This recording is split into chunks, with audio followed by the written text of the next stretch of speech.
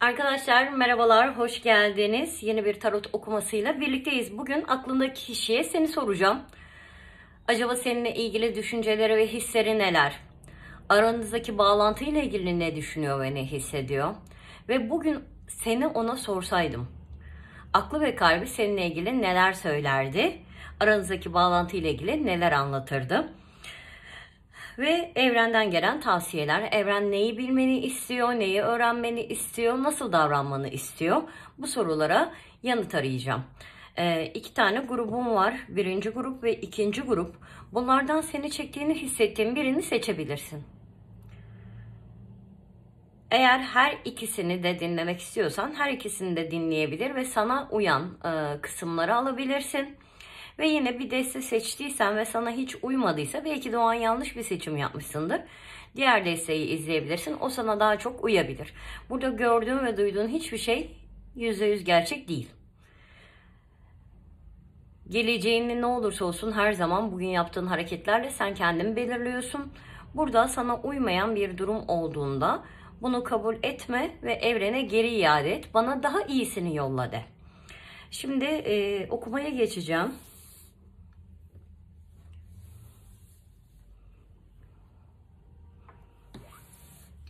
İlk sorum. Aklındaki kişi tam şu anda seninle ilgili ne düşünüyor ve ne hissediyor?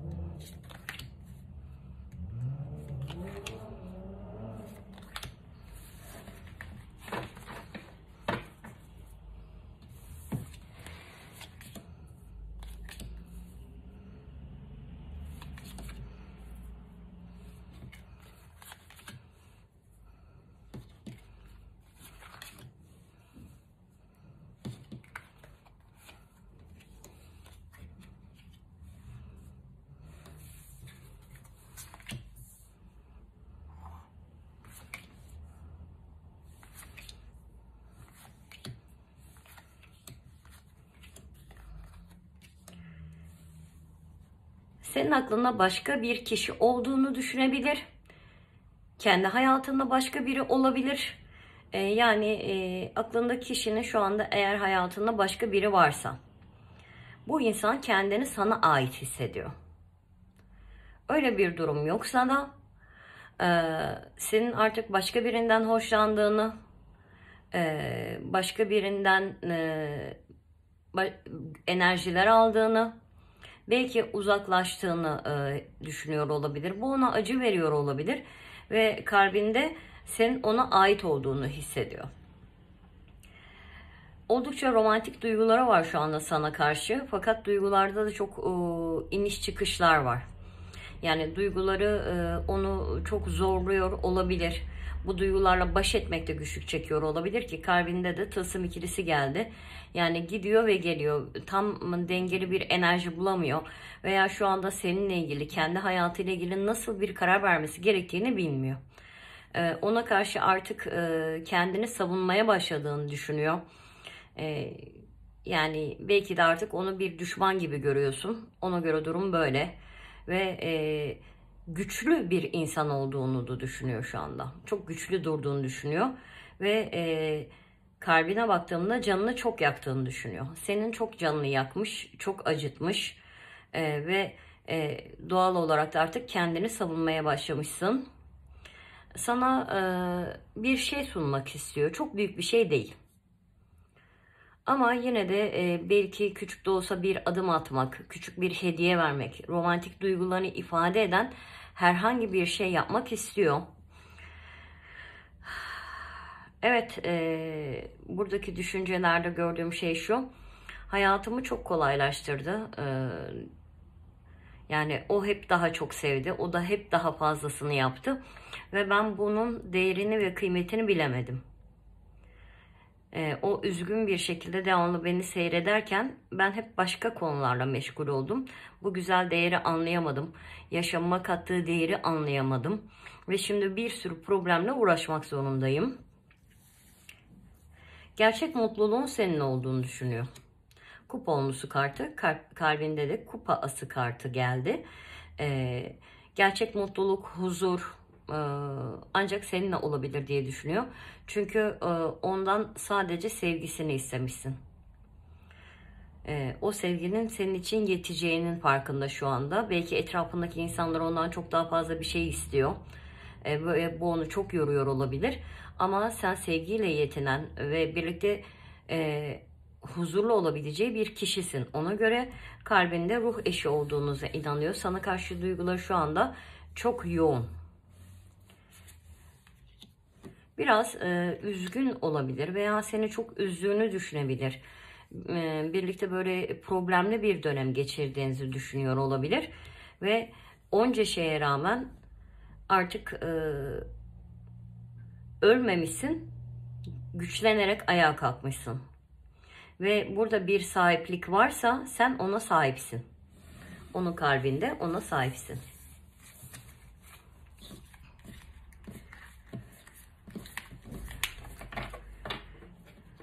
Bir sonraki sorum. Aranızdaki bağlantı ile ilgili düşünceleri neler?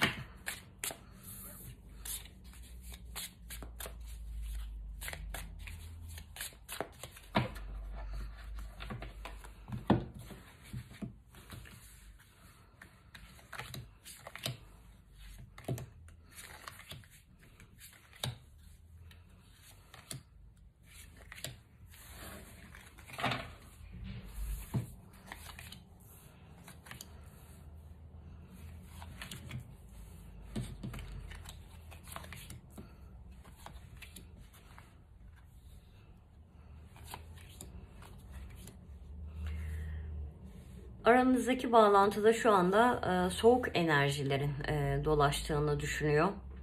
Veya senin artık bu bağlantıdan kopmaya başladığını hissediyor.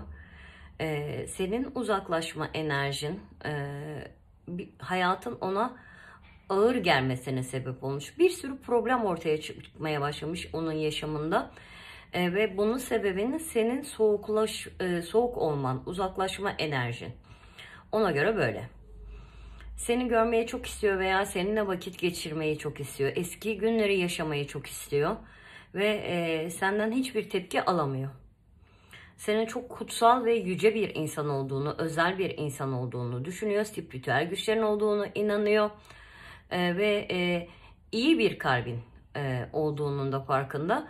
Ama bir taraftan da canın listesi aslında çok büyük kötülükler yapabileceğinin de farkında. Seninle bir başlangıç arzusu var veya bir yenilenme arzusu var. Bu sefer sorumluluk almaya hazır hissediyor kendini. Tılsım sekizlisi ve imparator kartı yan yana geldi. Artık şimdiye kadar yapmadığım şeyleri yapmaya hazırım. Üzerime düşen sorumlulukları yerine getirmeye hazırım. Ve bu ilişkide gereken sabrı göstermeye, emek ve çaba göstermeye hazırım diyor. Ve yine de aranızdaki bağlantının bir delilik olduğunu inanıyor. Çılgınca bir aşk, çılgınca bir sevgi. Belki de ona aykırı, onun normalde yapmayacağı şeyleri yapmasını isteten, onu kendini aşarak bir şeyler yapmaya zorlayan bir bağlantı var aranızda.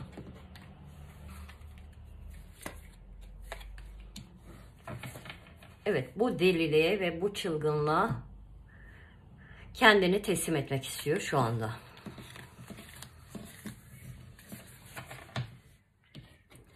Bir sonraki soruma geçiyorum. Bugün seni ona sorsaydım, seninle ilgili zihni ve kalbi neler söylerdi?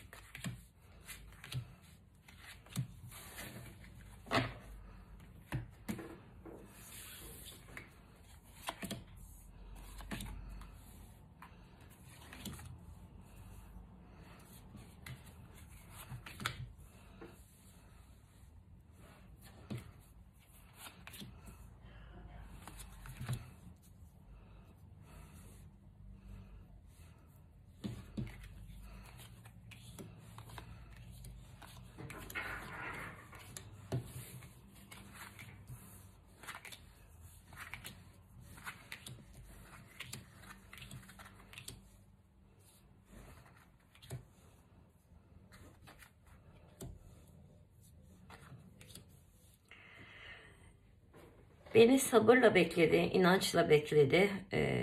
Çoğu zaman sesini çıkarmadan kararlılıkla bekledi. Ama onu öldürdüm. Ruhunu öldürdüm. Çok canını yaktım ve ona çok zarar verdim.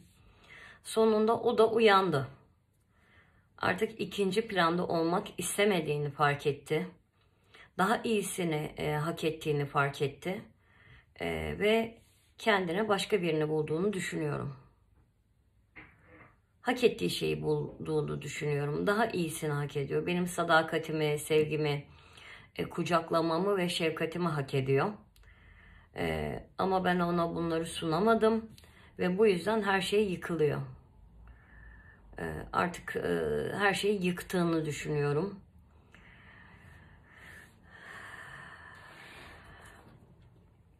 Keşke bunların hiçbiri yaşanmasaydı. Geçmişe dönmek ve her şeyi baştan düzeltmek istiyorum. Ondan hiç enerji alamıyorum. Bana uzak duruyor, soğuk duruyor veya seni hiç göremiyor olabilir. Burası onu anlatıyor olabilir. Ondan hiç enerji alamıyorum, onu göremiyorum. Ve bu yüzden hayatım bıçak sırtına geldi. Şu anda hayatım çok zor. Doğal olarak kendini savunuyor, kendini savunmaya çalışıyor. Zekamı kullanıp bunu aşmaya çalışıyorum. Hayatımdaki bütün denge bozuldu. Ve şu anda çok başarısızlık yaşıyorum. Onu görmediğim müddetçe, onun enerjisini almadığım müddetçe yaşamamın çok boş olduğunu fark ettim. Bakın burada kılıç sekizlisinde kişi artık uçuyor. Yukarı doğru havalanmaya başlamış. Kendi esaretinden kurtulmaya başlamış. Ve aklındaki kişi de bunun farkında. Ona ciddi tekliflerimi sunmak için onunla görüşmek istiyorum. Veya onunla bir yere gitmek istiyorum. Bir yemeğe çıkmak istiyorum. Artık benden istediği şeylerin ne olduğunu öğrenmek ve bunun için çaba göstermek istiyorum. Fakat çok da umudum yok. Bana karşı duygularının tamamen bittiğini hissediyorum ve bu aramızdaki bağı mezara gömdüğünü hissediyorum.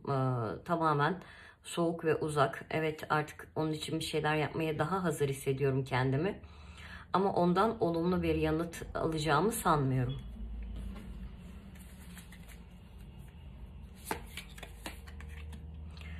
O çok ateşli ve canlıdır. İnsan hayatını güzelleştirir.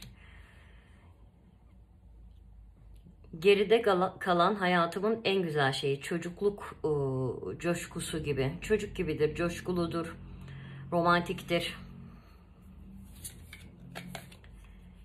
eğlencelidir, iyi bir dosttur. Kendi değerinin hiç farkında değildir. Çok yardımseverdir. Ve hayatımın zirvesindedir. Senin için bunları söyledi. Aklı ve kalbi.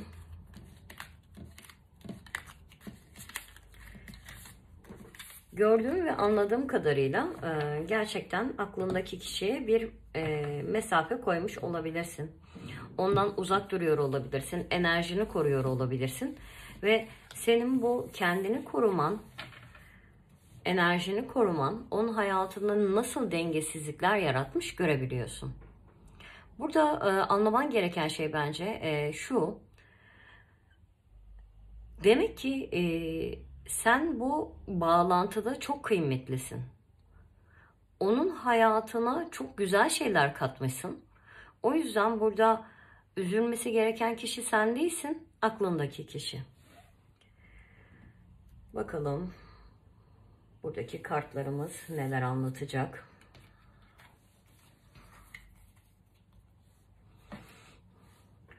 Kalp meseleleri söz konusu olduğunda doğru ya da yanlış yoktur. Yaptığın her seçim yaşam ve sevgi anlayışını genişletir. Belki de kendine kızıyorsun. Geçmişte yaptığın hatalar için kendine kızıyor olabilirsin. Fakat o hataları yapmadan bugünkü olgunluğa erişemedin. O yüzden neden böyle yanlışlar yaptım diye düşünmek yerine şu anda daha iyisini yapmayı seçebilirsin.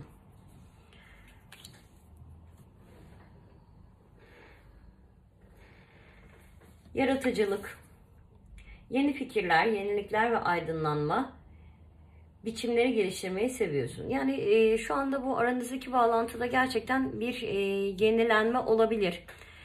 Artık geçmiş ve geçmişe dair her şeyi arkanda bırakmalısın. Ve olabilecek olan güzel şeylere odaklanma senin için daha iyi. Belli aydınlanmalar yaşandığını da hissediyorum ve bu aradaki bağlantıda seni çok mutlu etmiş veya üzmüş şeyler olabilir. Fakat buradaki vaat bence daha fazlasını elde edebileceğinle ilgili. Şurası ilginç. Birlikte bağımlı bir ilişki içinde koşuyorsunuz. Samimiyet korkusu ve egoyu dinlemek. Yani açıkçası ilk önce aranızdaki ilişkinin bağımlı olduğu söylendi. Yani sen ona bağımlısın ama o da sana bağımlı ve koşuyorsunuz devamlı. Fakat böyle birbirinize karşılaşmak için koşmuyorsunuz. Birbirinizin peşinden koşuyorsunuz. Yani sen kendini onun peşinde koşarken görebilirsin. Ama eğer bu bir daire ise o da senin peşinden koşuyor. Devamlı olarak birbirinizin peşinden koşuyorsunuz. Bence önce bir kere koşmayı durdurmak gerekiyor. Yani bu döngünün içinden çıkabilmek için koşmalısın. Bu dairenin dışına çıkmalısın. O zaman belki aklındaki kişi de koşmayı durdurabilir ve birbirinizin yüzüne bakabilirsiniz. Birbirinizi görmeye başlayabilirsiniz. Burada egoların çok fazla ortada olduğu yine bu ilişkide ve aynı zamanda bağlanma korkusunda olduğu söylendi. Her zaman söylediğim bir şey vardır. Partneriniz sizi yansıtır. Yani aslında aynadaki ters yansımanızdır. Yani şimdi onun egoları olabilir, onun bağlanma korkusu olabilir ama partnerin aynı zamanda sana kendi içindeki bağlanma korkusunu yansıtıyor olabilir. Çoğu zaman bilinçaltımızda neler olduğunu bilmiyoruz, fark etmiyoruz. Partnerin sana kendi içindeki karanlık yönleri yansıtıyor. Yani senin de bağlanma korkun var. Ve senin de bu konuyla ilgili egoların var. Hemen bunu temizleyelim.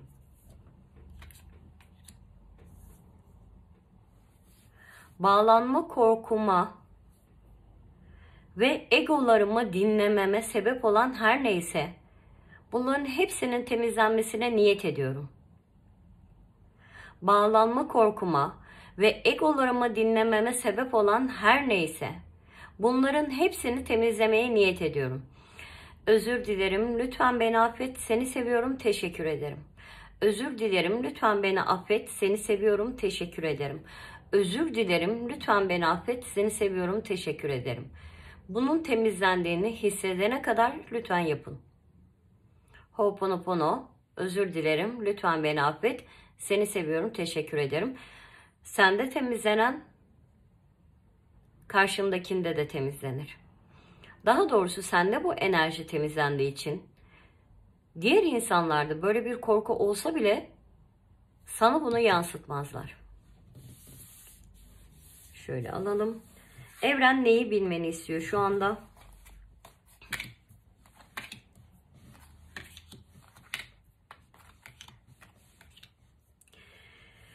Aklındaki kişi sana çok kötü davranmış olabilir. Sen onu sevmişsin, sen onun için güzel şeyler yapmışsın. Sen ona kendini adamışsın ve o elindeki bu gücü kötüye kullanmış. Onu severek onun eline bir güç bahşetmişsin ve o bu gücü sana karşı çok kötü kullanmış.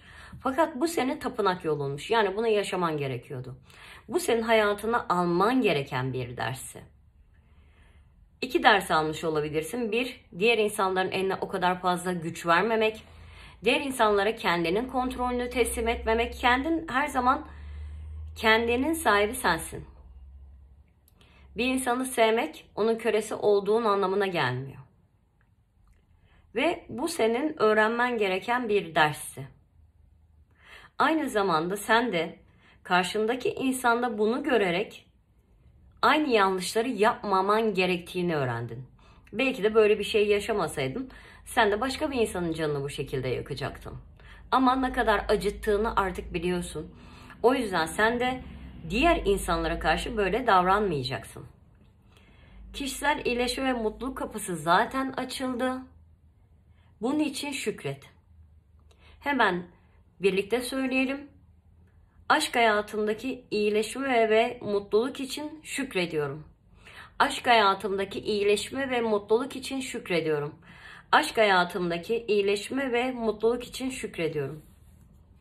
Siz zaten ikiniz birsiniz. Yin ve Yang'siniz. Bunu engelleyen tek şey egolar. Az önceki kartlar da bu konuyla ilgili bir bilgi vermişti. Bunun temizlenmesi gerçekten çok önemli. İkiniz bir bütünsünüz.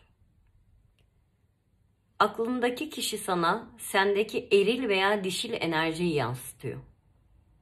Yani senin bir yarını sana geri yansıtıyor. Oradaki egolar temizlendiğinde zaten birsiniz ki birlikte değilseniz bile şu anda birliktesiniz.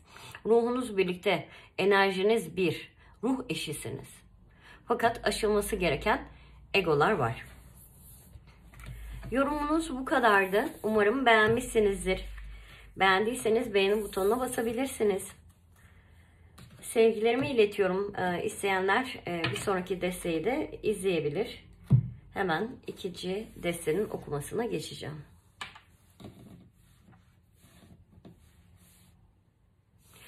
Tekrardan merhaba. İkinci grubu seçmiş olanlar. Hemen soruyorum. Aklındaki kişi seninle ilgili ne düşünüyor ve ne hissediyor?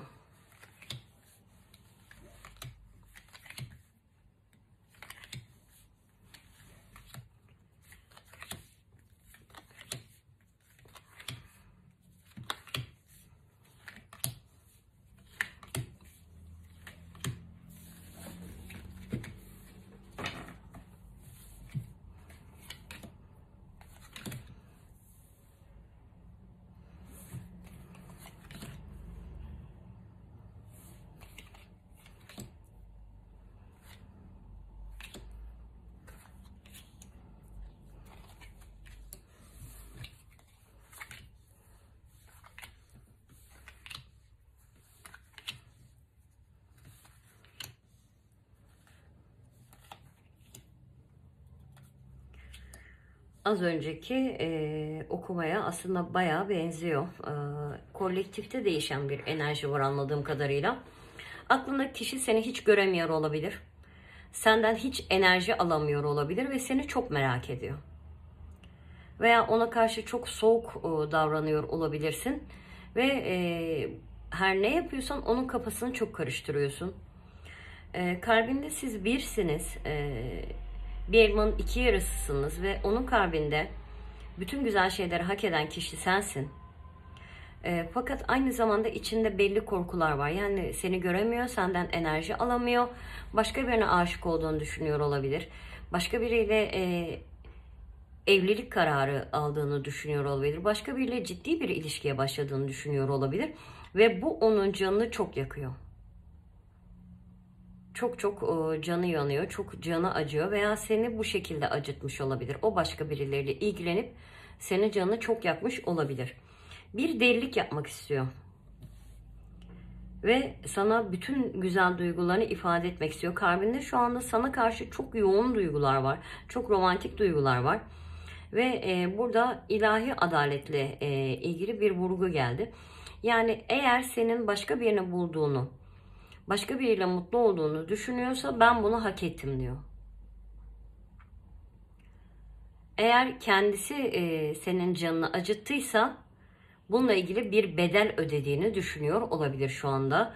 Sana karşı çok yoğun bir bağımlılık enerjisi var.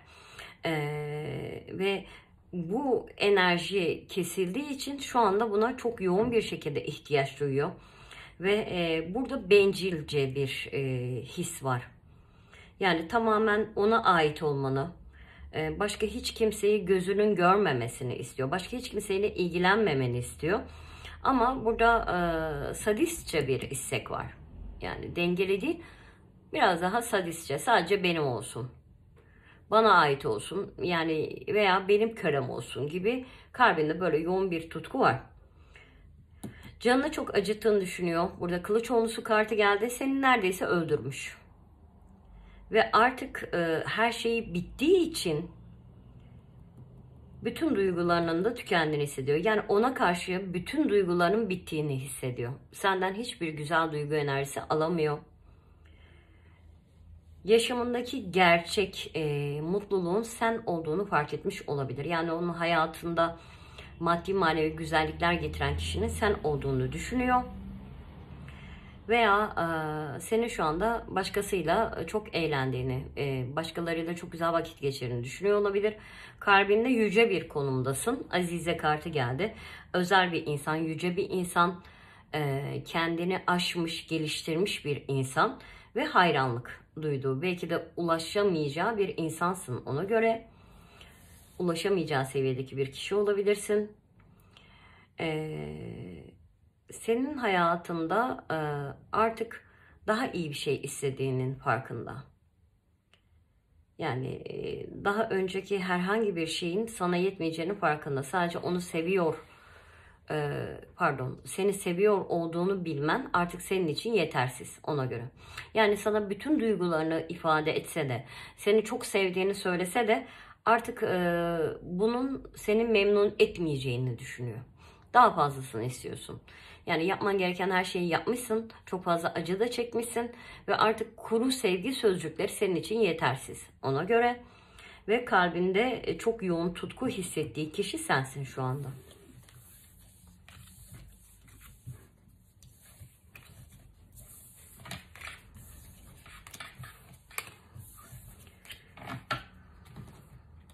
Bir sonraki soruma geçiyorum. Aranızdaki bağlantıyla ilgili düşünceleri ve hisleri neler?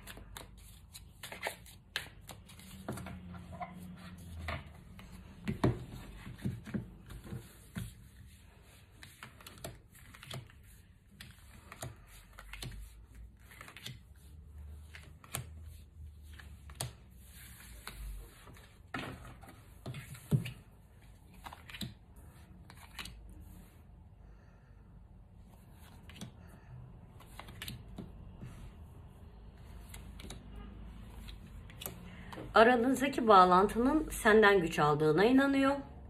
Yani bu aradaki bağlantıyı güçlendiren, bu aradaki duyguya ateş veren kişi sensin.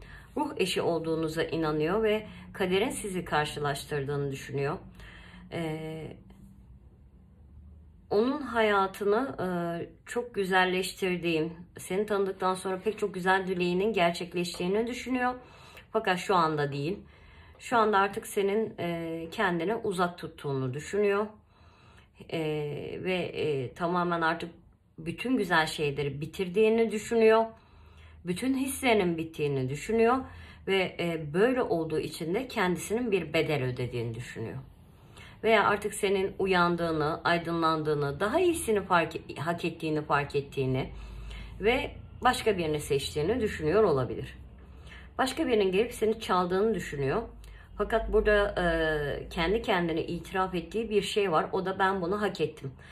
Bu bedeli ödemem gerekiyordu. Onu sanırım kaybediyorum ama ben bu bedeli ödemeliyim. Daha doğrusu bana bu bedel ödetilecek bir şekilde. Yaşamı iyi değil gördüğüm kadarıyla. Problem yaşıyor ve senin enerjin eksik olduğu için böyle olduğunu farkında. Peki.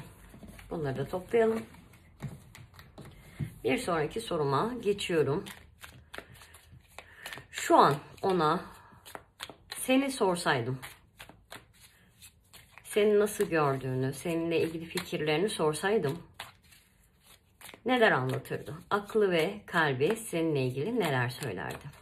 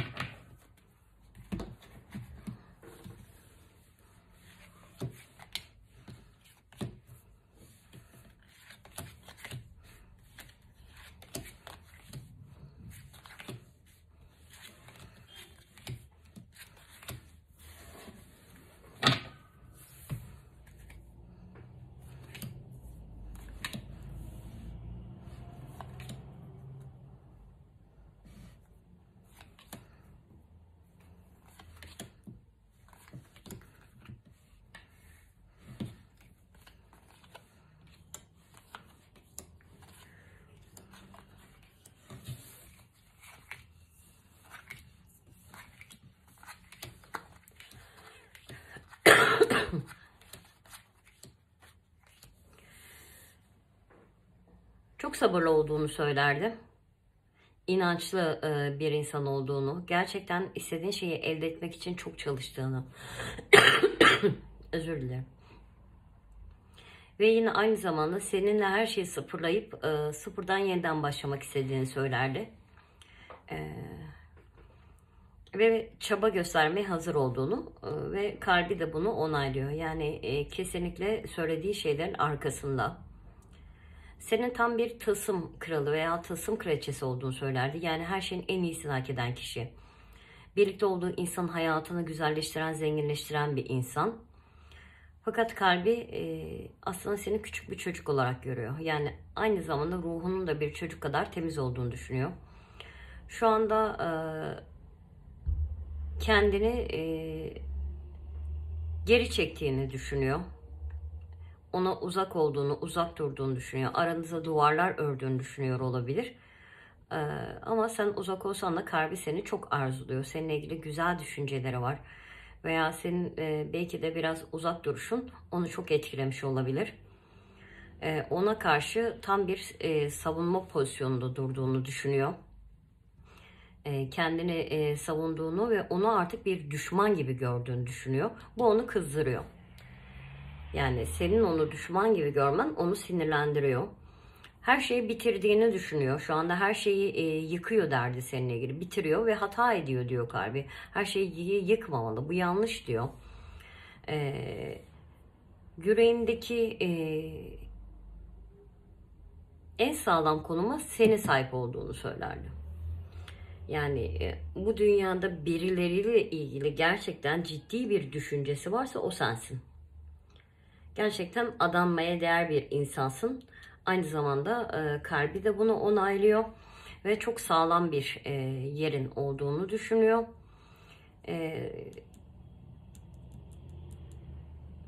Birbirimize çok bağımlıyız derdi burada.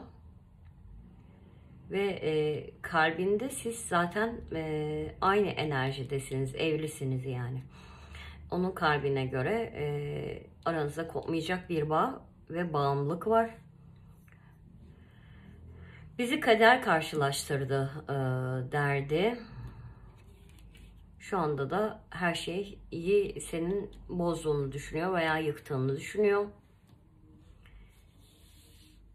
Ona karşı haksızlık yaptım ve bunun bedelini ödüyorum derdi. Çok haklı, çok ağır bir bedel ödüyor. Çok çok ağır bir bedel ödüyor. O gerçek bir imparator ya da imparatoriçe derdi. Yüreğinde buradaki karaktere göre daha saf ve masumsunuz. Burada şimdi tam bir dişi olan kişi var veya işte erkekseniz erkek olan bir kişi var. Ve bütün özellikleri yansıtıyor. Yani dişinin bütün özellikleri, erkeğin bütün özellikleri, çok daha belki seksapalitesi yüksek bir insan. Fakat kalbinde şuradaki karaktere göre daha böyle saf ve masum, dokunulmamış bir güzelliğiniz var. Tabii ki her ikisini de takdir ediyor. Ve bu zaten bir insanın olabileceği en yüksek basamaktır. Seni bir insan olarak kendine göre en yüksek basamaklarda görüyor.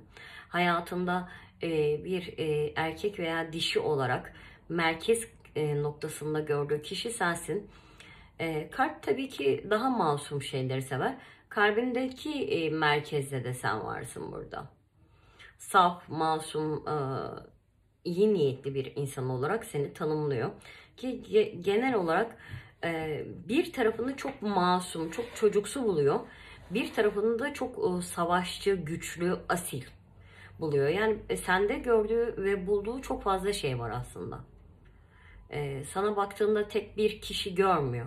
Bir sürü insan görüyor. Ama bu insanların hepsi de ona göre çok özel.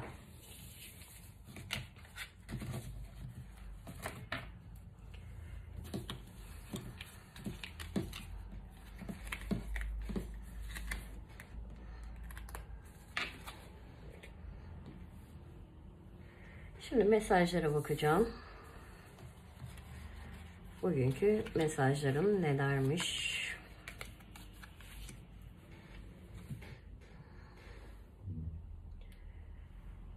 Burada güven geldi. Dönüşüm gerçekleşir kabul yoluyla. Mevcut durumu kabul ettiğinde otomatik olarak dönüşecektir. Kartların eli. Risk al, risk al. Stratejik ol. Seçeneğin elini göstermemek ve kumar oynamak olsun. Suçlarını ve başarılarını aynı şekilde kabul edersen hepsini ders olarak sevebilirsin. Ve bunlardan bir şeyler öğrenirsin. Şuraya gelelim. Seni şimdi bu aklındaki kişiyle ve aranızdaki bağlantıyla ilgili kabul edemediğin bir şeyler var. Ve bunların değişmesini istiyorsun ama sen negatif olan duruma çok odaklanmışsın. Yani değişmesini istediğin şeye çok odaklanmışsın ve o enerji çoğalıyor. Artık bir şeyleri çok inkar ediyor olabilirsin. Kabul et ve o zaman zaten dönüşecek. Yani şu anda içinde bulunduğun durum her neyse bunu kabul ettiğin anda yeni bir şey oluşmaya başlayacak. Burada artık risk al dedi kartlar. Yani bu da aslında risk al dediğine göre güzel bir elin var demek. Kumar oynamak için çok uygun bir zaman. Ve artık daha stratejik olman gerekiyor. Aklındaki kişiye karşı daha stratejik olmalısın. Artık onun yüreğini ve kalbini açamazsın. Daha stratejik olmalısın ve elini göstermemelisin. Şimdi aklındaki kişinin seninle ilgili belli şüpheleri vardı. Artık onu sevmediğini düşünüyor. Böyle hissediyor. Başka birini bulduğunu düşünüyor. Başka birini sevdiğini düşünüyor. Canı ne düşünmek istiyorsa onu düşünsün. Bırak. Böyle olması gerekiyor. Burada... Evet, belli başarıları kabul ediyorsun ama suçlarını kabul edemiyorsun. Yani yaptığın hataları kabul edemiyorsun. Burada bir inkar var. Bunu buradaki kart da göstermişti. İnkarı artık bırakman lazım. Yani belki de oturup düşünmen lazım. Tamamen aklındaki kişiye kızıyor olabilirsin ama benim hatalarım neydi? Benim iyi taraflarım neydi? Bunları kabul et. Aldığın dersler için şükret ve bırak gitsinler. Evren neyi bilmeni istiyor?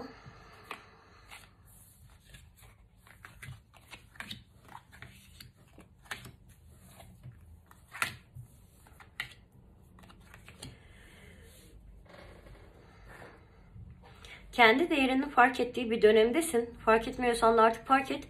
Senin için gerçekten güzel bir dönem. 11 bereket simgesi, 3 çiçeklenen bolluk. Bu imparatoriçenin tarottaki imparatoriçenin sayısı 11 ruh eşi, ikiz ruh sayısı. Demek ki muhteşem bir enerji içindesin. Şifa yapman gerekiyor. Bu çok önemli. Ama nasıl bir şifa? Tarafsız bir şifa. Yani karşındakini suçlamadan, kendini suçlamadan, olanları suçlamadan, insanları suçlamadan sadece durumu temizle. Bu durumun şifalanmasına niyet ediyorum. Zaten arada şifalandırma yaptık. Ve kendi bolluğunla mücadele etmeyi bırak. Harika bir enerjin var. Gerçekten diğer insanların hayatını da güzelleştiriyorsun. Ve kendi hayatını da güzelleştirebilirsin. Ama sen bununla mücadele ediyorsun. Sen bir imparator ya da imparatoriçe olduğunu kabul edemiyorsun. Burada benim gördüğüm savaş aklındaki kişiyle ya da başkalarıyla değil, kendinle. Kendinle çok kavga ediyorsun. Veya diğer insanlar senin mükemmel olduğunu inkar ediyorsa onlarla mücadele et. Bunu kabul etme. Sen mükemmelsin. Ama başkaları bunun aksini söylüyorsa bu onların sorunu. Önemli bir şeyi kaçırıyorlar demek ki. Gözleri kör olabilir. Kulakları duymuyor olabilir. Kalplerinde mühürler olabilir. Yani burada başka insanların seninle ilgili fikirlerinin hiçbir önemi yok. Sadece muhteşem olduğunu kabul et ve bunun aksini söyleyen olursa keyfi bilir. Uzaklaş ondan ya da mücadele et. Haddini bildir. Şifa muhakkak yapılmalı, tarafsız bir şekilde yapılmalı. Tekrar aynı şeyi söylüyorum. Ne kendini suçla, ne aklındaki kişiyi suçla, ne de olayları suçla. Böyle olması gerekiyormuş. Olan her şeyi kabul et, temizle ve bırak yeni enerjiler doğsun. Kendi değerini umarım biliyorsundur. Bilmiyorsan da kendi değerinin farkında ol. Çünkü 2 tane çok güçlü kart geldi seninle ilgili. Ve bu kartlar muhteşem olduğunu söylüyor. Yorum bu kadardı. Umarım beğenmişsinizdir. Beğendiyseniz beğenme butonuna basabilirsiniz. sevgilerimi iletiyorum. Yeni okumalarda görüşeceğiz. Kendinize iyi bakın. Hoşça kalın.